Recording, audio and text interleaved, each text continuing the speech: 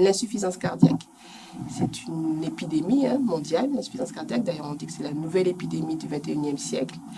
Et il semblerait qu'en Guadeloupe, nous n'échappons pas à cette épidémie puisque nous avons fait l'étude Picasso, prise en charge de l'insuffisance cardiaque aiguë et suivie à partir du service accueil des urgences. Et cette étude a révélé des chiffres alarmants. C'est une maladie chronique, l'insuffisance cardiaque, mais qui évolue par poussée. Et bon nombre de Guadeloupéens revenaient dans cette étude-là de façon itérative pour une poussée d'insuffisance cardiaque. Et nous avons fait le constat que 80% de ces patients étaient hypertendus, 41% diabétiques, et surtout que ces patients mouraient rapidement. Quasiment 20% des patients meurent 1 mois après leur passage aux urgences et 35% à 6 mois. On a constaté que les personnes qui étaient admises au CHU de la Guadeloupe, c'était surtout des patients du bassin urbain. Et toutes les personnes éloignées, en particulier Nord-Grande-Terre et puis les dépendances, dont Marie-Galante, n'étaient pas souvent vues aux urgences.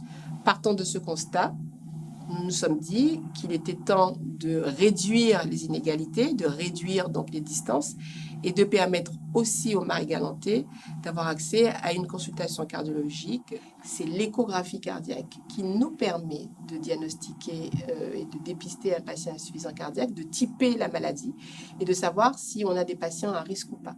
Et cette échographie cardiaque, bien entendu, elle est personne dépendante, c'est le cardiologue qui la réalise. Et dans la mesure où il n'y a pas assez de cardiologues sur le territoire, on s'est demandé comment nous allions faire pour absorber toute cette demande.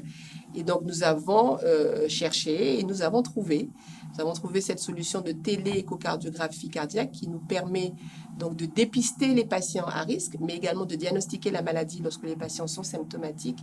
Et ce système de télé-échographie robotisée est extraordinaire et nous pensons que nous allons pouvoir rapprocher les Marie-Galantais des centres experts afin qu'ils soient mieux dépistés et mieux soignés. Nous allons effectivement réaliser une étude avant de rentrer dans la routine. Cette étude va permettre de valider la technologie de la télééchographie robotisée et nous avons peu de doutes sur les résultats qui seront très probants.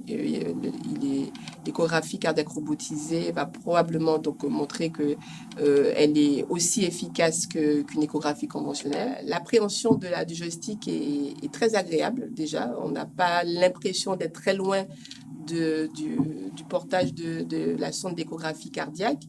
On s'est rendu compte que très rapidement, quand on réalisait des fins mouvements du poignet, ces mouvements étaient reproduits par le robot. Et cette courbe d'apprentissage sera, à mon sens, très rapide pour un échographiste cardiologue averti.